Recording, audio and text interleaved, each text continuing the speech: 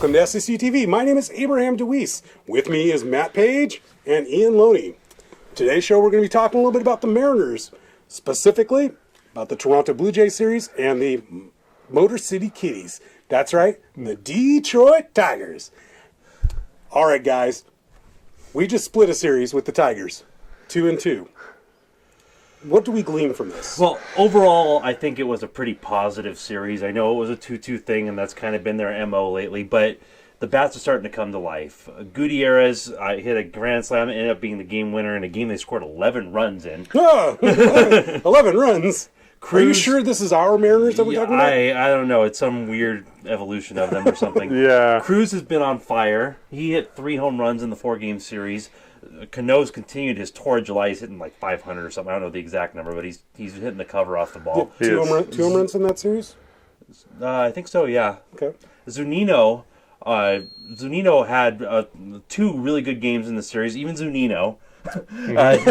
He knocked in 3 in the second game of the series. Was an M's loss, but he knocked in 3 runs in that game, and he hit the game-winning walk-off RBI in the final game of the series. So that's good news. Was there anything bad about this series that we can take out of this? Like, what do we need to fix here? Well, there's the fact that Mark Lowe, I'm not super worried about this, but Mark Lowe did give up one of the games on a home run. Frankly, he's been being overworked a bit lately. He's been heavily used. He's might be a little tired. I'm not super concerned about him at this point, other than the fact that he is being overworked, because frankly, there's not a lot of answers out in the bullpen. No one else out there. Yeah. No one. And then, are you available? Is anybody out there available to play? Call the Mariners. Call them. They need him. And then what really concerns me is Mike Montgomery. Now, he got knocked out in the 3rd inning in one of the games. The game ended up 11-9. They actually won, but he got knocked around for like 8 runs. You were mentioning to me that might be a regression to the mean for him? Yeah, I'm thinking he wasn't much of a pitcher statistically in the minors. He was 4-ish ERA type of guy. What is he at his best? Well, what is Mike Montgomery at his best? He headed up a lot of prospect lists for a very, very long time. Right, but what is everyone he at had his given best? up. What is he at his best? No one knows. That's the thing. Make a wild guess. What do you guys think? What do you? What's the best you can expect of him? I think he's a 5th starter. Okay. What is he at? That's his high. I think his ceiling still is a number 3, an innings eater, solid, reliable guy. And then at his worst? At his worst, he's out of the baseball. Minors. not even right, okay. minors. So Ian, you wrote the article on the series against the Motor City Kitties, and who did you have listed as your SSU Man of the Week? I had Mike Zunino. Like I said, he had a 3 RBI game on Tuesday, and he also hit the game-winning RBI on Thursday. And he just had a really good series overall, and continued his always good defense. So, and I know it was very tough for you to choose Mike Zunino. It really was. It was rather painful because he has been not a very good hitter this year. I imagine Ian, you were at your computer typing Mike. Yeah, every keystroke was pain, anger. All right, so we just finished a series with the Toronto Blue Jays, a 3-game series. How'd we do in that one? We won. We took 2 out of 3. We won a series? We actually won a series. Can you believe that? That hasn't happened in over a month. Yeah, we actually won Sunday's game. Why didn't we bring balloons and party hats? We should have. Clearly, we did not plan ahead for this. We didn't expect it. Goody actually hit the walk-off homer on Sunday to seal the second win. And there was a couple other highlights that happened that were awesome. What did we see? What did we see out of it? What did we see out of it? Yeah, what were the highlights? Well, first of all, on Sunday it was Goody's walk-off home run. Yeah, that was a big one. That was huge. The second game was the second game was terrible. Second game was bad. That was the one that Rodney just went. Second game was that was J.A. Happ. J.A. Happ kind of melted down. He actually apologized to the fans in the post-game interviews. Admitted that it was obviously a big miss for him, and felt bad about it. But you're going to have those bad days. You're going to have days where you don't have control as a pitcher, so that's understood. Yeah. He's been generally reliable for us on the season. I'm not concerned about him. Some highlights that were also good. Jesus Sucre, first Major League home run. Congratulations. I mean, that's awesome. He's not known for his hitting, obviously, but hey, still, first Major League home run, bravo. Good for him. And, of course, we also had a Felix Day, and we got to hear the Kings Court shout down all those crazy Toronto fans. That was always fun. Wait. What happened? Oh well, no, fine. Just the King's Court was just being the King's Court. They were just going belligerent as usual. Whenever Toronto's in town, there's of course all those obnoxious Canadians coming That's down to true. root for the Yes, Blue Jays. yes. I don't know why people in Vancouver are Toronto fans, but there you go. That's all they have in their lives. Okay. Because Canada, that's why. Because Canada. We also saw a heck of a lot less of Dustin Ackley, which is a good happy thing. about Yes. that. It is a very good thing. No offense to Dustin Ackley, but you suck. I'm sorry. Yeah, pretty much. You really do. You need to change the scenery, and I'm rooting for you to be traded coming to the end of this next week.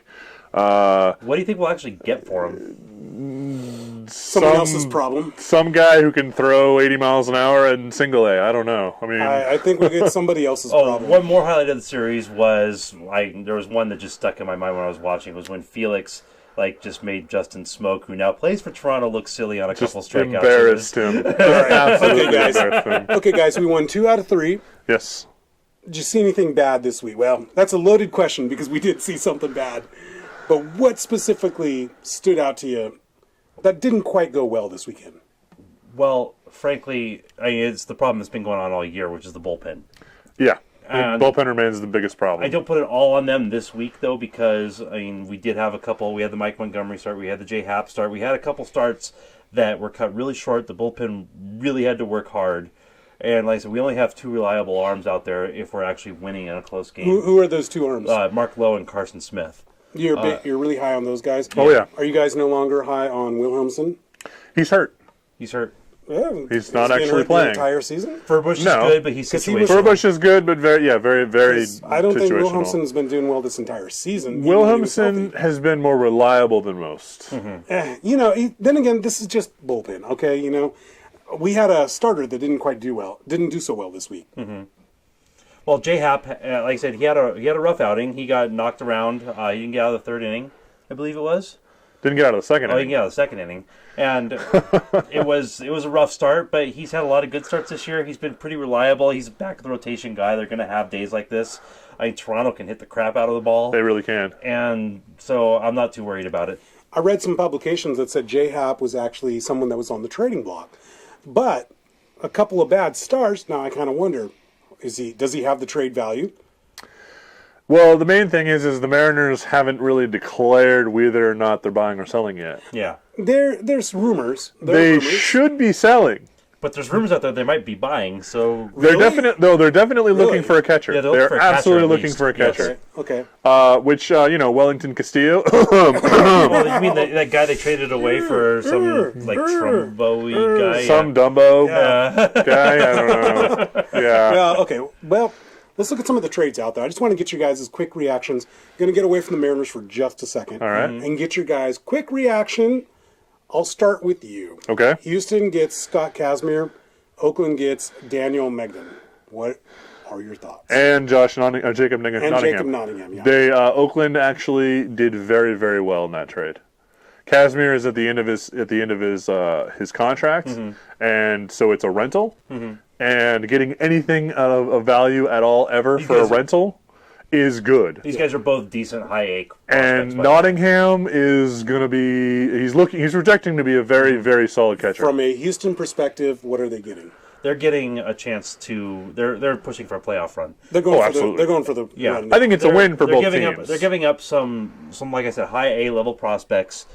One is quite a prime prospect, but he's very young and is several years away from the majors still. Yeah. And so they're thinking, let's get a middle rotation guy that can help us win now. So the Pirates got Ramirez, and the Brewers got Jonathan Barrios. How does that work for Pittsburgh? Well, Pittsburgh, it gives them another bat. It's not a great bat, but it's a bat. It's a league average bat. It's a league average bat, and they gave up a B prospect for him. It's not really a case of either team winning. It's just kind of but they both could use it, but it's not really a. Are they shuffling? Make or break. Are they shuffling chairs on the Titanic? It's not a big deal, and I don't think it'll really help the Pirates that much. I think Ramirez is really good, but he's had a couple of really bad years, which could mark He's the end of his career. He is. Yeah. He's already said he's retiring after this So year. maybe, But as a rental, he may provide some marginal value. For the He's Pirates cheap. down the stretch. He's cheap. He didn't cost much. and like you said, if you're not giving up anything, give it a try. Yeah. Who knows? It's a good value play that the Pirates are becoming. It's good one at more making. piece. If they definitely have to go out and get more, but Well, It doesn't hurt. ex-Mariner Wellington Castillo got traded for Yorvis Medina. Another ex-Mariner. We're just trading ex-Mariners all Yeah, over the league. absolutely. Well, what happened there? Why was that trade made? Well, it shows that people are still apparently undervaluing Wellington Castillo because Yorvis Medina is not good. He's just a guy. He's just a guy. He's just an arm. He's a bullpen arm. He's a random bullpen arm. The Mariners they DFA'd him. Right. That's how they lost, and they didn't trade him. And so, yeah, they don't think much of him. He was okay last year, but he got off to a really bad start this year. And Okay, what do we think about the Wellington Castillo trade for Dominic Leone and Trumbo? Now that we've been able to see how the fruits of that have occurred throughout the last couple weeks, what are we seeing? What are your impressions? I would like to see us maybe get him back. I have a feeling we might go after somebody like Jaso. That would be hilarious. Yeah. Jason Jaso that we don't. We traded our best hitter, who was Yeah. also a guy who could fake it behind the plate. Yeah, another guy that we Yeah, Jaso was an incredible hitter for us, and we got nothing for him. Okay, but what's your evaluation of this trade? I think that would be a bit lopsided because honestly, Castillo for Trumbo is a pretty even trade as far as pure player quality. Yeah. I don't think much of Trumbo though. So No, I really Matt, don't I think either. you're different. I think your opinion might be different.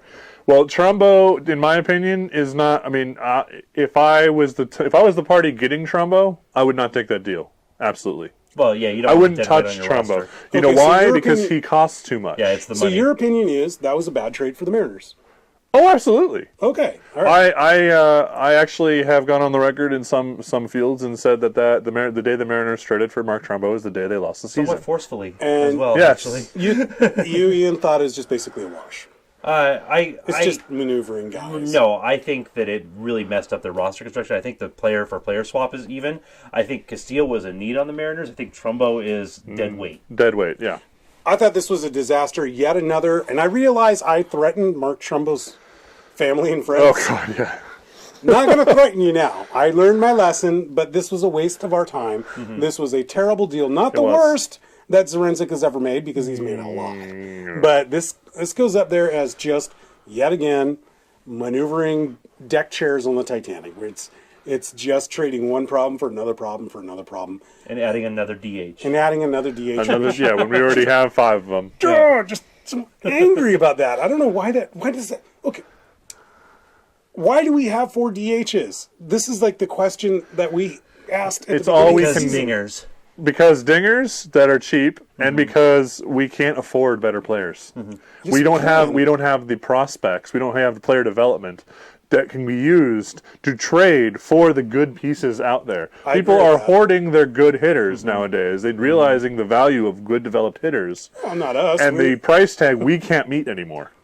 Teams today tend to home grow their talent, and when they do home grow their talent, they buy out their arbitration years and extend them till they're 31, 32, like happened with Cano, Yeah. for example. What the Angels have done with Trout, what lots of young players have happened with their contracts of late. You don't see guys hitting free agent at 27 anymore. It's just not happening. No. Give me one trade, just one trade that you want to do, that you want the Mariners to just go ahead and do right now. I'm going to make this trade. You're the Mariners. Go. I don't really have a trade.